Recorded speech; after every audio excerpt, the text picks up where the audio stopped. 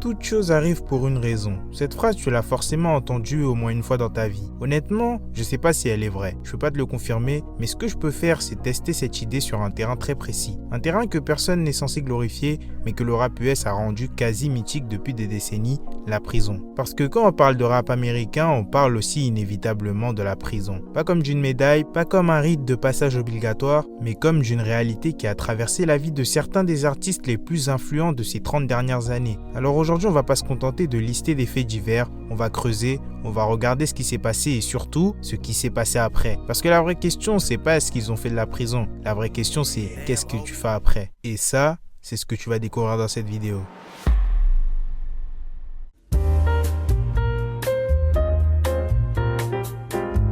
Dans ma précédente vidéo, j'ai parlé de l'incident entre Rayleigh et Rocky qui a conduit à un procès au terme duquel la superstar a été jugée non coupable. Et bien avant tout ça, l'artiste avait déjà fait face au système judiciaire et ça ne s'était pas terminé de la même manière. Tout commence à Stockholm le 30 juin 2019.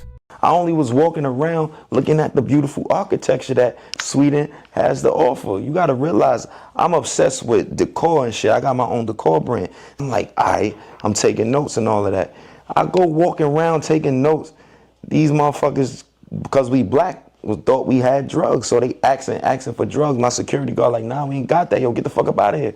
That's when everything escalated. Harcelé dans la rue suédoise par un individu provocateur, le rappeur finit par céder à la confrontation. Jafari se retrouve au sol. Rocky et deux membres de son entourage le frappent à terre. Le rappeur se rend le jour d'après au poste de police suédois. I'm in this shit for 24 hours, 23 hours a day. Yo, you gotta ask to go to the bathroom. It's a sink there, but you gotta ask to go to the bathroom. If they racist, they gonna leave you in the bathroom. The bathroom light cut out after 2 minutes. So sometimes, like, motion sensor? No, sometimes you could just be sitting in there and you just got out the shower. You know what I'm saying? The shitter and the showers and the same shit. You just dead cold, soaking, like, and they just walking by with their keys. You can hear them laughing, like, just leaving you there. Like, you know what I'm saying? That shit could really break you.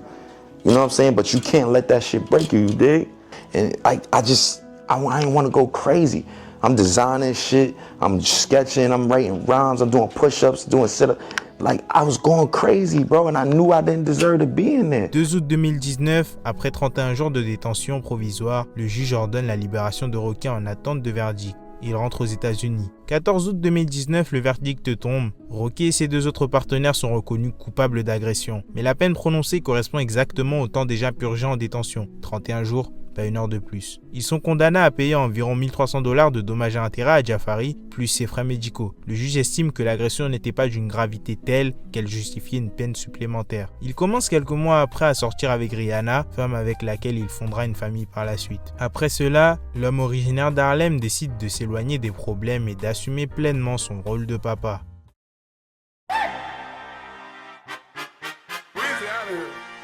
Mai 2022, Gunna est arrêté aux côtés de Young Thug. On les accuse d'être un gang criminel. Pour Gunna, le monde s'écroule. Il passe 7 mois à l'ombre. On lui refuse la caution plusieurs fois. En décembre 2022, Gunna fait un choix qui va briser le monde du rap. Il accepte un Alford Plea. En gros, il plaide coupable d'un chef d'accusation de conspiration pour sortir immédiatement, tout en clamant son innocence technique. Le problème, c'est qu'il est considéré comme une balance par la rue parce qu'il a dû admettre devant la juge que YSL était un gang. YSL is a music label and a gang. And you have personal knowledge that members or associates of YSL have committed crimes in furtherance of the gang. Yes, ma'am. En sortant, Gunna est donc seul. Le monde du rap lui tourne le dos, tout le monde le ghost. Mais c'est là que la phrase « toute chose arrive pour une raison » devient fascinante parce qu'il va justement profiter de cet isolement pour redoubler d'efforts et montrer son talent. Ce qu'il réussit d'ailleurs à faire. Le rappeur sort un hit, il sort son album A Gift and a Curse, pas de feat, pas d'amis, juste lui et sa vérité, lui et son public. Après cela, il change d'image, s'oriente plus vers le sport et s'éloigne encore plus de cette image de la rue, en s'orientant de plus en plus vers la pop. Les actes du rappeur après son incarcération ont été des éléments déclencheurs, ils ont éliminé les faux amis qui étaient présents autour de lui. Ces choix qu'il a fait l'ont poussé dans ses retranchements et l'ont forcé à prouver qu'il pouvait être un très bon artiste solo, capable de porter un album sans l'aide des gros de l'industrie. La prison a brisé son image de membre de gang, mais elle lui a aussi fait passer un cap en tant qu'artiste, chose qu'on ne peut pas dire pour le boss de son ancien label. Prosecutors say Young Thug is a co-founder, and he and his affiliates have played a role in some of the city's most violent crimes. Pour Young Thug, au départ, le schéma était bien parti pour ressembler à celui de Gunna, mais rien ne s'est passé comme prévu parce que lui-même en a décidé autrement. Le boss de YSL est resté plus de 900 jours en détention provisoire. On parle de conditions d'hygiène déplorables, de nuits sans sommeil, de santé déclinante, des conditions de vie qui pourraient te forcer à tout faire pour te concentrer sur les choses utiles de la vie lorsque tu sors de prison. Sauf que non, parce que lorsque Jeffrey Williams sort sous condition, il se concentre sur tout, sauf les bonnes choses.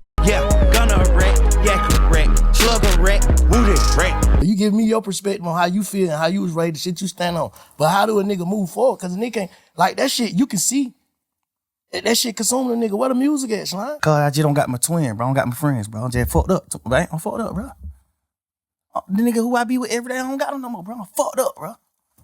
Damn. I'm fucked up, bro. I don't know what to do, bro. Like, and I ain't lose no nigga to a tragic or now. I lost a nigga to betrayal, bro. You signing that one piece of paper, signing your initials on this one piece of paper could get me a life sentence, my nigga. How you, like, come on, bro. I get a life sentence, all this piece of paper you signed, bro. Just cause you trying to get home fast, or you just trying to get to a hole, or you just doing a certain thing, bro. And you already done betrayed a nigga before, bro.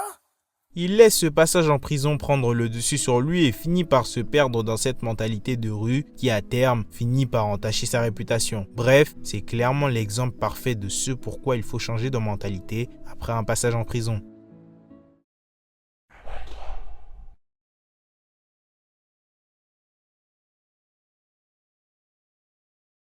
Fils d'une mère dealeuse assassinée quand il avait 8 ans, élevé par ses grands-parents, à 12 ans, il vend déjà de la drogue. Aux alentours de 15-16 ans, il se fait arrêter 2 fois en l'espace de 3 semaines. D'abord pour avoir vendu des substances à un policier en civil, ensuite perquisition à son domicile, des substances et un pistolet de starter retrouvés. Le verdict tombe, il est condamné. Cependant ici, le premier rebondissement de cette histoire, c'est qu'il évite la prison classique en optant pour un programme de choc incarcération. En gros, un camp d'entraînement militaire pour primo-délinquants non violents. 6 mois, debout à l'aube, exercice physique, cuisine pour les autres détenus, et pendant ce temps-là, il écrit des lyrics, il obtient son équivalent du bac, il réfléchit. À sa sortie, il se renomme 50 Cent. Il abandonne le business de la drogue, en partie parce que son fils Marquise vient de naître. Il tente le rap, il rencontre Jam Master Jay de Run DMC, qui lui apprend à structurer une chanson. Il enchaîne les mixtapes underground. En 2000, alors qu'il est à quelques semaines de sortir son premier album sur Columbia Records, il se fait tirer dessus 9 fois devant chez lui. 9 balles, il survit. Columbia Records l'abandonne. Aucun label ne veut signer un mec aussi dangereux. Il est blacklisté de l'industrie musicale. Mais au lieu de repartir dans la rue, il utilise cette période de galère pour créer encore plus. La suite, tu la connais.